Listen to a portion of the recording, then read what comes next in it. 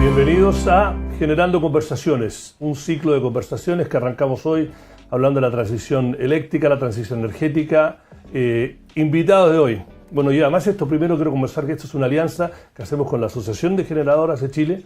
Y en la primera parte de este ciclo, los invitados son Claudio Sivak, que es el presidente ejecutivo o presidente de la asociación, y Marcelo Mena, que es, se podría decir, ya es casi un amigo de la casa en temas energéticos.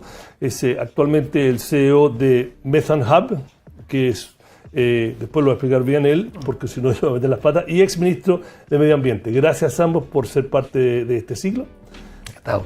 Muchas gracias, Iván, por estar acá. El contexto de cómo llegamos donde estamos. Chile pasó de tener la energía más cara del mundo, depender de los combustibles fósiles en su gran mayoría, y en los últimos 6, 7, 8, 10 años más o menos hemos hecho cambios dramáticos. Entiendo que ahora la generación renovable que es 25%, bajo casi todos los rankings somos líderes regionales y top 10 mundial en algunos, pero ahora sí viene la segunda parte. Pero primero hay que observar cómo llegamos, qué pasó, qué hicimos bien y lo que no hicimos tan bien. Y voy a empezar primero contigo, Claudio, que lo hemos conversado fuera de cámara para darle un contexto, y después a una persona que estuvo en el gobierno y que también fue parte de esta institucionalidad en la que estamos ahora. Efectivamente, el tema energético es un tema que está tan en la vida de las personas, pero pocas veces en lo eléctrico, que lo tomamos como tan natural y el día a día, entendemos qué es lo que ha sido esta transformación que ha tenido la matriz eléctrica chilena.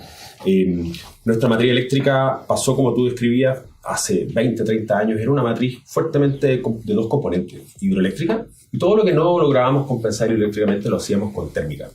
Y en los últimos 10, 15 años ha ocurrido una transformación tecnológica a nivel global, que nosotros como país hemos sido muy exitosos en tomarla y rápidamente incorporarla en nuestra matriz. Uno de los grandes atractivos ha sido precisamente nuestra apertura como país a la innovación a través de las inversiones extranjeras, a través de los tratados de libre comercio, de tener mercado local que ha tenido siempre un incentivo muy a la competencia, que se ha perfeccionado los mecanismos de la competencia, y también una mirada de largo plazo respecto de las inversiones. Las inversiones energéticas son intensivas en capital y necesitan ser financiadas. Y en Chile tenemos mecanismos de licitaciones de largo plazo para los clientes finales, las casas, y también las empresas, las industrias, las minerías han contratado. Y eso ha permitido traer las dos tecnologías que hoy día son las más competitivas, solar y la eólica, y transitamos de ese sistema hidrotérmico, donde eran un par de proyectos en un par de lugares del país, un par de puertos, un par de ríos, a que hoy día tenemos energía renovable, que un país que además es bendecido por el recurso renovable y no tenemos recursos fósiles. Tenemos viento por el Pacífico, sol en el desierto de Atacama, la propia cordillera con el agua. Entonces hemos logrado apropiarnos de esta transformación tecnológica y en esta transición al sector eléctrico ha sido el que ha impulsado la transformación hacia apropiación de energías renovables. Pero después, a propósito de tu punto, la segunda transición tiene que ver, bueno, si ya hemos sido tan exitosos en el sector eléctrico y pasamos incluso mucho más, estamos más del 56% de generación renovable y se está proyectando el 2030, 80%. El sector eléctrico es el que de alguna manera se transforma. ¿Qué hacemos ahora con esta electricidad? ¿Cómo transformamos el resto de la economía y el uso energético, que todavía sigue siendo muy dependiente de fósiles, transporte, la calefacción, la industria? Entonces, competencia, innovación, política y calidad regulatoria, y una mirada y un acuerdo bien amplio de largo plazo con contratos que permiten financiar esta transición. Marcelo, ahora parece que no está muy de moda los grandes acuerdos, son criticados, ¿no? Pero da la impresión de que el éxito que hemos tenido hasta ahora de esta transición en un periodo corto se debió a que hubo un contexto regulatorio institucional que fue facilitado porque hubo grandes acuerdos y también, usar otro cliché, acuerdos también no solo políticos, sino que público-privado. ¿Es tan así o fue exactamente? Y cuéntanos un poco cómo fue, porque tú fuiste parte instrumental de la última parte de esta transición. Sí, pero por cierto uno no puede olvidar la sociedad civil que contribuyó a frenar grandes proyectos termoeléctricos e hidroeléctricos que permitieron que las opciones renovables fueran el camino más fácil hacia adelante. Casi 10 gigas entre carbón, entre Hidroaicén, entre Cuervo y una serie de otras centrales que no dieron a la luz. Por otro lado, la norma de termoeléctrica que se ha actualizado recientemente, que se impulsó en el proyecto del gobierno del presidente Bachelet 1, se hace vigente en el gobierno del presidente Piñera, causa que haya una inversión en torno que encareció en un 30% más o menos la inversión en carbón y en convencionales. Y eso significó que el análisis económico se veía altamente afectado. Por otro lado, el impuesto verde, si bien no fue el nivel que uno quisiera, y es fundamental que se actualice, sí dio una señal hacia el mercado de que este instrumento existía, que en cualquier momento podía cambiar y podía en ese contexto cambiar rápidamente los flujos financieros futuros de una termoeléctrica a carbón. Entonces, lo que evidentemente uno tiene que reconocer, que la gran reforma de forma de licitaciones que llevó a cabo el presidente Bachelet con el ministro Pacheco fue una reforma pro competencia, ¿cierto?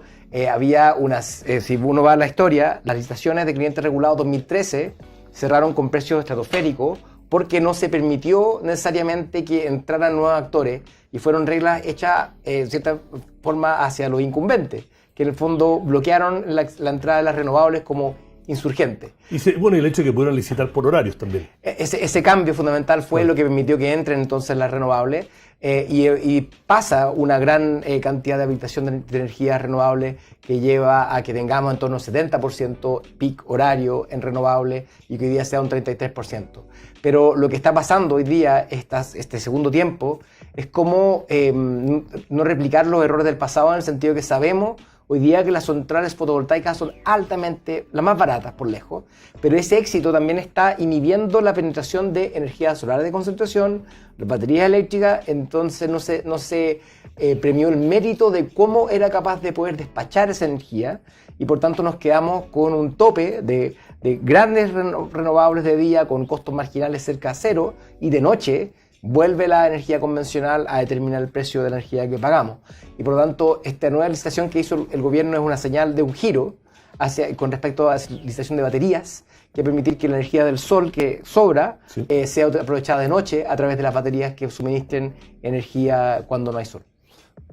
Nosotros, si miramos el círculo virtuoso perfecto, que energía barata para los consumidores y para las empresas, para que son competitivos, que sean renovables en el sentido de que no contaminen y que haya bastante competencia y que ¿dónde estamos si uno le pone 10? No, perfecto, cercano a los países nórdicos, y 0 siendo completamente desordenado, con energía cara, como estamos quizás hace 10 años contaminantes. ¿Cómo estamos en estos 8 o 10 años de transición? ¿Dónde estamos ahora en eso? Bueno, una cosa que Chile ha sido reconocido es justamente, tú lo decías al comienzo, como uno de los países más atractivos para inversión en renovables en el mundo emergente. Nosotros como generadora de Chile representamos hoy día a los principales inversionistas renovables, los principales operadores renovables, 16 empresas que justamente han visto esta combinación virtuosa de ser un país atractivo de inversión. Por tanto, hay competencia en precios, son precios dentro del segmento mundial lo que se han ofertado, precios bien competitivos. Pero lo que paga uno en la casa, perdón, que paga uno en la casa. Después, si tú te vas además a la dimensión, que es una dimensión muy importante, que es la dimensión de seguridad, que tal vez tú no lo dijiste. No. Hoy día tenemos un sistema mucho más diverso, o sea, de hecho un verdadero arcoíris tecnológico, que te da también un sistema más resiliente. Hemos tenido shocks hidráulicos, hemos tenido escasez hídrica 10 años, tuvimos un año en 2021 dramáticamente seco, y nuestro sistema es capaz de responder resilientemente a esta diversidad de impactos. Después tuvo la crisis, ¿no es cierto?, la invasión Rusia-Ucrania, que disparó los precios, y eso, la luz no se ha cortado. O sea, eso es como una primera dimensión súper relevante de seguridad de un sistema. Y obviamente la dimensión de sostenibilidad ya la mencionamos, cómo hemos reducido las emisiones, incluso este primer semestre, que un semestre seco, hemos logrado superar la renovable en más del 56%. Entonces, de alguna manera, hoy día un sistema más sustentable, bien resiliente, y en materia de precios hemos tenido un impacto relevante que dependemos mucho del precio del dólar. Y ahí nos impactaron dos elementos. Uno, cuando fue, ¿no es cierto?, la crisis social de octubre del 2019, hubo una estabilización de precios de la tarifa energética que impactó fuertemente en la industria, en términos financieros. Porque el dólar, después vino la pandemia, empezó a seguir escalando y las empresas tuvieron que absorber, por una ley que se le impuso, el costo financiero de que la tarifa eléctrica no subiera. Y todavía no logramos visibilizar las ofertas realmente que llegaron en el 2015, ¿no es cierto?, que son más baratas, porque estamos todavía en este proceso de recuperar una realidad de tarifaria que quedó congelada en 2019. Y para las empresas, viste que en un momento, yo me acuerdo en Piñera 1, cuando estaba este gran debate, que pagamos 140, 160 dólares watt, las mineras sobre todo, y las industrias que necesitan mucha energía, decían, oye, nos vamos a hacer menos competitivos que nuestros vecinos porque nos va a ser mucho más caro producir. Uno de los problemas fue que en esa época, 2010-2014, además hubo un fuerte boom de crecimiento económico. Uno de los grandes demandantes de la electricidad es la minería. Y eso, cuando hay más demanda, aumenta el precio. Y después llegaron una serie de ofertas como las que escribía Marcelo, que hoy día hay 32.000 megawatts de capacidad instalada, obviamente fuertemente eso solar, o sea, funciona solo de día, solar fotovoltaico, pero los precios hoy día y la minería han sido muy relevantes también en impulsar esta transición renovable y han podido acceder a precios mucho más competitivos de lo que había en aquella época que tú planteas. O sea, hoy día la industria ha sido capaz, sobre todo la gran industria, de capturar esos precios, pero se han incorporado otros temas. El costo de la transmisión, hay que traerla de lejos. Se han incorporado costos sistémicos. El costo de gestionar la variabilidad, que se llaman servicios complementarios, también es un costo que se ha agregado. Y finalmente también ha habido otros costos propios de estas leyes que han habido, ¿no es cierto?, de estabilización. Entonces, todavía en la ecuación no podemos todavía decir, mira, sí, realmente estamos logrando sacarle el máximo provecho a este beneficio que traen las fotovoltaicas, las eólicas, que son por lejos hoy día las más competitivas, son las energías convencionales del hoy, porque necesitamos todavía, de alguna manera, adaptar el sistema en esta transición. Marcelo, estamos como pasando al segundo tiempo, al menos como el gobierno actual lo dice. ¿Qué lecciones se habría que haber aprendido ahora que hay nuevos proyectos de ley? Nos estamos viendo el desafío de poder transportar la energía que se genera a costo cero a donde está la gente, el tema de almacenamiento. En otro foro hace un par de meses estuvimos hablando del tema de permisología, de que lo hace complejo. ¿Cuáles son los principales desafíos para esta segunda etapa de esta transición energética? Sí, habiendo ayudado justamente con el ministro Rebolledo entonces para poder ayudar a concretar lo que es el proyecto Cardones-Polpaico, porque entendíamos la importancia de su interconexión para permitir que la energía del norte se fuera llegando al sur y de esa forma no quebraran muchas empresas renovables, ¿no es cierto? Lo que a mí es importante destacar cuáles son los problemas de cuello de botella hoy día. Exacto. En este contexto, yo creo que hubo un desaprovechamiento de una herramienta que se desarrolló para poder planificar la transmisión en su momento, que con respecto al ordenamiento territorial para lo que fue una nueva línea de transmisión que está llevando a cabo ahora. La Loaguirre, que todavía no ha ingresado al sistema de evaluación de impacto ambiental y por tanto difícilmente se le podría achacar al sistema lo que tiene que ver con la demora propia del desarrollo del proyecto. Dicho eso, va a ser fundamental también, en cierta forma, que el ambientalismo, en este contexto de que ya no hay carbonera ni hidroeléctrica que estén amenazando el ecosistema, que en este contexto aprendamos a estar acostumbrarnos a decir que sí, mucho más que no, que antes. Eso es súper importante. Se la robé a un señor de Estados Unidos en la charla de hace poco, que hablaba justamente de eso. Porque efectivamente los argumentos son mucho más debilitados y en realidad se coinciden estos puntos de oposición con quienes quieren que las cosas no cambien, ¿no es cierto? Quienes más se beneficiaban porque no llegara a Cardones-Polpaico eran las empresas termoeléctricas en su momento. Entonces, por lo tanto, uno tiene que empezar a ver estas preocupaciones. Hay críticas hacia la electromovilidad, pero también sirve a quienes venden autos a combustión interna en su contexto, ¿no es cierto? Entonces, hay que tener mucho cuidado y también entender de que esta transición para reemplazar una economía sucia con una más limpia requiere inversión. Y políticamente es mucho más viable apoyar una agenda de crecimiento, empleo, inversión versus una que persiste en oponerse a proyectos que claramente no tienen el mismo tipo de impacto ambiental que tenían los que se pusieron antes. Entonces esa es una preocupación que yo creo que es fundamental porque en cierta forma quienes quisieran contaminar se unen rápidamente en su mensaje, pero pareciera ser que desde el ambientalismo no estamos unidos con respecto a la solución al problema que enfrentamos hoy día. Y la demora del cambio va a significar beneficiar a quienes contaminan hoy. Bueno, eso tú, que en parte de tu rol como presidente de la Asociación de Generadoras, tienes que hablar con la gente que tú representas y tienes que hablar con los diferentes ONGs, el Congreso, Poder Ejecutivo. No, hay coincidencias más que fragmentación. Estamos viendo un momento en que estamos todos peleados por todo, de reforma tributaria, de pensiones, pero da la impresión, mirándolo afuera y escuchándolo hablar a ustedes, de que en estos grandes temas hay por lo menos conciencia o hay intereses que no están tan alineados. Te pregunto, ¿cuán fácil va a ser adaptar una nueva institucionalidad a esta segunda etapa? Bueno, acabas de dar el clavo en uno de los puntos que yo quería mencionar. Tenemos obviamente un desafío de capacidad institucional. O sea, hay una avidez de interés, potencial de desarrollo del sector privado. La cartera de inversión de la industria entre fotovoltaica, solar, sobre todo también CSP, pero eólico, almacenamiento e hidrógeno verde, suma por 23.000 millones de dólares en potencial. Ahora, cuando digo capacidad institucional, necesitamos para ello un Estado con capacidad también de hacer contrapartes con funcionarios, que además hoy día estamos invirtiendo de Arica a Magallanes, que aborden el tema de los permisos, que tiene que ser una velocidad y a una escala que no habíamos visto. Hace 20 años entraban al sistema de evaluación de impacto ambiental 5 proyectos al año, 3 proyectos al año. Hoy día entran 300 proyectos al año. Entonces, el Estado y su capacidad de gestionar permisos, de cómo hacemos esto más dinámicamente, no ha evolucionado a la velocidad como ha cambiado la tecnología. Lo segundo, transmisión. Es un desafío que la tecnología de transmisión sigue siendo la misma. O sea, hay que construir líneas físicas que ocupan un territorio largo y que tienen un ritmo de construcción. ¿Puedo hacer una pregunta tonta a usted? Cuando las comunidades se oponen a líneas de transmisión, ¿es básicamente por la estética o hay razones más profundas? Hay trazados que pueden causar mayor impacto ambiental y especies en vía de extinción que hay que proteger y eso es una de las cosas que se declaran.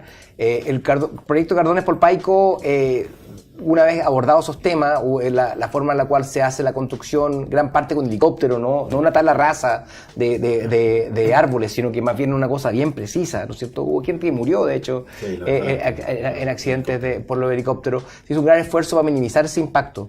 Hay impactos ambientales que pueden existir, pero se pueden minimizar vía una correcta planificación y ordenamiento territorial para que el trazado sea el de menor impacto ambiental. Y en ese contexto, cuando uno llega a eso, queda reducido esto a un NIMBY. Entonces, y eso fue fundamental dentro de la discusión pública, porque durante los 2-3 años de trámite ambiental había una gran oposición, una exageración en cierta forma de los impactos ambientales que podría tener con respecto al Parque Nacional La Campana y un abuso un poco de cierta terminología de lo que son áreas de protección. ¿No es cierto? La reserva de la biosfera no es una categoría de protección, ¿no es cierto?, de la región de Valparaíso, de Chile, y más bien la región entera está bajo la reserva de la biosfera. Entonces, decir que eso iba a afectar particularmente un parque nacional era un errado. El haber aislado ese tipo de oposición y dejarlo como claro que quienes se oponen a la llegada de energía renovable a la zona central, eso dejó solamente como un par de terratenientes, en definitiva en la comuna de Zapallar, que no querían que se hicieron cosas como construir aeródromos justamente para poder obligar el cambio de trazado. A ese nivel de oposición es la que se dio a cabo. O sea, gente que abusó de la institucionalidad ambiental con el objetivo para proteger, ¿no es cierto?, la biodiversidad, lo utilizó para proteger su vista. Pero el punto de sí, yo le interrumpí porque... No, pero en el fondo la transmisión sigue siendo una tecnología que es la misma que construir cables, que no genera emisiones, pero hay gente que dice, no, hay mitos instalados respecto del impacto que tiene sobre las personas, que no es real. Y tiene un impacto obviamente estético, las torres existen y los cables circulan. A veces, incluso irónicamente, productos que no usamos, a veces zonas más ¿no es cierto?, urbanas o más zonas, terminamos yéndonos a los cerros, a veces el impacto incluso es mayor, o sea, se produce una contradicción incluso ambiental en eso. Pero la tecnología en lo fundamental no ha cambiado, los tiempos de desarrollo de la transmisión siguen siendo largos, porque además estamos hablando de la línea de Quimanlo-Aguirre, son 1.500 kilómetros que pasan por 5 regiones, eso hay que construir, son miles de torres que hay que construir. Entonces, esa tecnología sigue siendo la misma, la electricidad no se transmite por Wi-Fi, no se puede soterrar, porque son líneas de alta tensión, no se puede soterrar urbanamente, se podría, pero en una escala rural. Entonces ahí tenemos un gran desafío. Y el otro es que fuimos tan rápidos y tan exitosos, porque la fotovoltaica, la eólica se han construido más rápido, que nos dimos cuenta que necesitábamos, hace muchos años ya planteándolo, el almacenamiento para desplazar el sol que tenemos en abundancia eso te iba a preguntar, hacia la noche. Tecnológicamente, ¿el almacenamiento ya es una realidad o todavía es un desafío? No, el almacenamiento ya existe, evidentemente todavía es una tecnología que está viviendo la curva de reducción de costos, pero que ya en el hoy, desplazarlo hacia horarios donde podemos sacarlo sobre todo al final del día y también evitar estas fuertes rampas que hay, ¿no es cierto? Porque se producen en la mañana. Claro, en la mañana. Como Chile además es flaco de norte a sur y no a lo ancho, que alguien me decía que Chile solo tiene norte y sur, no tiene esto y oeste, el sol sale a la misma hora en todo el país y se pone a la misma hora. Entonces, si tuviéramos un país interconectado con Argentina, como por ejemplo Uruguay está conectado con Brasil y Argentina, o Europa está enmayado, tú puedes balancear esos eléctricamente. Chile no, norte a sur, misma hora. Entonces tenemos que lograr con el almacenamiento y que genera mucho valor. Y por eso es importante aprovechar que en el día el costo marginal de energía es muy barato, permite además dar estos servicios complementarios en horas de mayor necesidad de estar presente. Y ahí la regulación estaba todavía al debe, estamos avanzando. Hace poco se estaba empezando a dictar regulación que dé señales más claras para el almacenamiento. El almacenamiento es urgente que entre en nuestra matriz y ya tiene valor económico tenerlo, y la industria tiene cerca de 2.000 megawatts de almacenamiento ya en el pipeline. 400 en construcción, 170 en operación. O sea, eso ya es una tecnología hoy presente en nuestra matriz. Me apuesta que este tipo de licitación, la que viene por delante, va a estar cerca de $70 por megawatt hora, que es más barato que el diésel, más barato que el carbón, incorporando su precio del carbono, sí. Y también el gas natural importado, que tiene altas fluctuaciones y de hecho muchas veces no llega cuando quienes importan este gas natural privilegian suministrar ese gas natural en sus otros mercados, como ocurrió este último tiempo, en donde algunos de los tanques de gas natural fueron desviados hacia Europa porque la demanda era y el precio era mayor. Entonces, por lo tanto, lo que quiero recalcar con esto es que la dependencia de los combustibles fósiles no es solamente un problema de cambio climático, sino que también es un problema de inestabilidad económica hacia el país, que hoy día no puede contar ni predecir sus precios de energía fruto de estas fluctuaciones de la guerra. El ministro de Hacienda, Mario Marcel, en varios foros que yo he participado, tanto en off como en on, dice, si llegamos a un pacto social en estas cosas básicas, pensiones, salud y reforma tributaria, el tema energético, Chile no es una cosa como le decía él, no es un balde de oro al final del arcoíris. Si uno suma el tema del litio con las renovables, más lo del hidrógeno verde, que entre 2 y 5 años, y él dice puede ser 2 por ser mucho más rápido la gente, el cambio económico para Chile puede ser muy sustancial, y él habla del tema de la cantidad de dólares que no se necesitarían para importar combustibles de afuera. Cita un informe que a lo mejor ustedes lo han visto y yo he tratado de conseguírmelo, nunca me ha pasado, que habría hecho McKinsey o Boston Consulting Group, de que mirando la zona de Magallanes y el potencial, dice que en 10 años podría ser una mini Noruega. ¿Es tan así? ¿Realmente tenemos tanto potencial a corto plazo? A ver, primero que nada reconoce un punto central. La industria energética y eléctrica en particular es estratégica para el desarrollo de un desarrollo sostenible en Chile. Es un reconocimiento porque si antes era un servicio básico, ¿no es cierto?, que era como estaba, pero que no era visto, esto es una dimensión que alcanza realmente porque no somos un país que tiene fósiles, por lo tanto estamos usando nuestros recursos naturales propios, con ciertos principios fundamentales que Chile tiene, que hablaba al comienzo, su apertura a la inversión, porque esto requiere mucho capital, como decía Marcelo. O sea, acá para poder desplazar lo fósil, tanto local como lo global, necesitamos nueva inversión que reemplace lo anterior, si no nos vamos a quedar con lo anterior. Y Chile tiene esos fundamentales activos. Chile es un país muy abierto, muy conocido, muy visto. Entonces, y obviamente tiene estas oportunidades reales, naturales. Magallanes tiene factores de planta, sol impresionante, nuestro sol de Atacama es impresionante, y una combinación virtuosa. El cobre va a ser mucho más necesitado. Vamos a transitar mundialmente de una economía de combustibles a una economía energética basada en combustibles a una energía basada en minerales.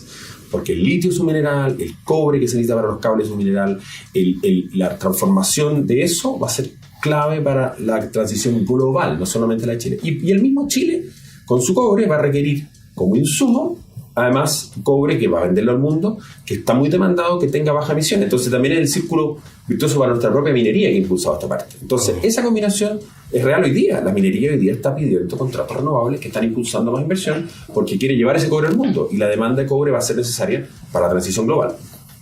Nosotros podemos en el corto plazo exportar energía del norte, por ejemplo, esta que a costo marginal cero. Argentina, por ejemplo. Hay una interconexión lamentablemente menor.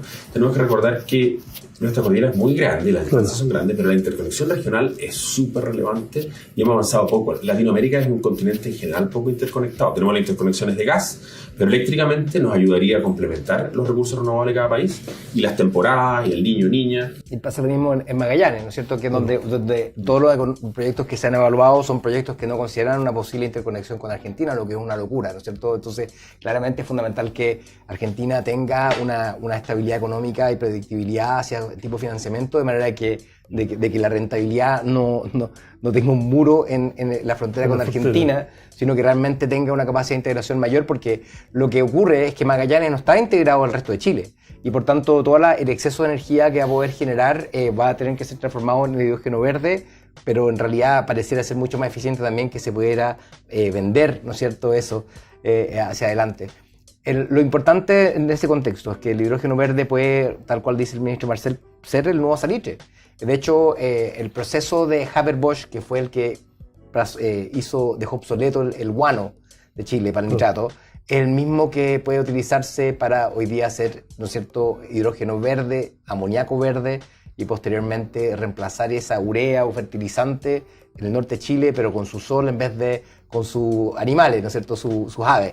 Y en ese contexto yo creo que es una muy linda mirada, porque el legado de la minería efectivamente es haber generado actividad económica, tiene una fecha de expiración, también va a ser un legado de dejar pasivos ambientales, pero si ese legado puede ser también dejar instalado una capacidad productiva de energía renovable y hidrógeno verde, puede ser un lindo legado hacia adelante de esa minería, porque en realidad hay que pensar en el crecimiento económico no solamente estos próximos 20 años o este próximo año, sino que cuántos son los próximos 50 años, y en ese contexto el mineral en un basural va a ser probablemente más fácil de extraer que un yacimiento minero lejano, con baja ley y que va a requerir una gran cantidad de energía para extraer.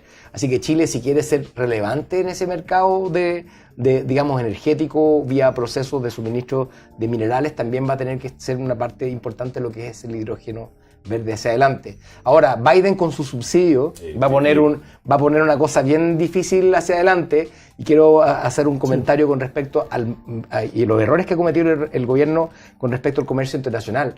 El comercio internacional es fundamental para la ejecución de una descarbonización efectiva. Y el proteccionismo que está tomando Estados Unidos, que está tomando Unión Europea, y la misma China hace privilegiar soluciones para sí mismo, está dejando fuera al acceso a tecnología limpia al resto del mundo, Chile, pero también el mundo en vía de desarrollo.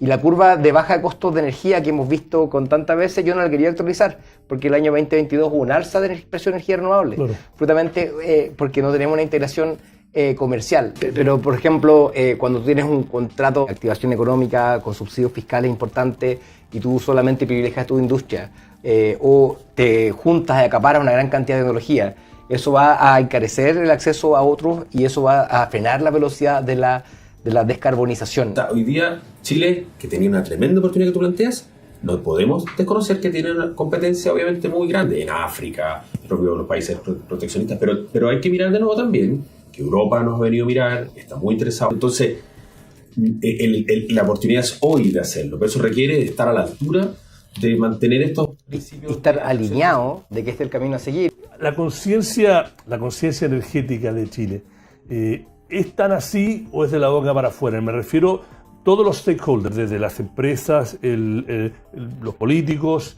y la gente. O no sé, mucha gente, yo que creemos que en nuestra familia somos conscientes, pero yo veo que a veces no reciclamos, que a veces no ponemos la basura donde hay que poner. Hay muchas empresas que hablan de responsabilidad social empresarial o de sustentabilidad, pero si uno se mete a ver los números en letra chica, en la práctica la verdad que no han cambiado mucho. Ustedes lo ven, bueno, tú lo viste como bueno, ahora en el sector privado, pero antes como ministro de Estado, y tú teniendo que representar a una industria con los diferentes stakeholders. ¿Esta conciencia es tan real o es de la boca para afuera? Vaya que económicamente es un negocio, ¿no?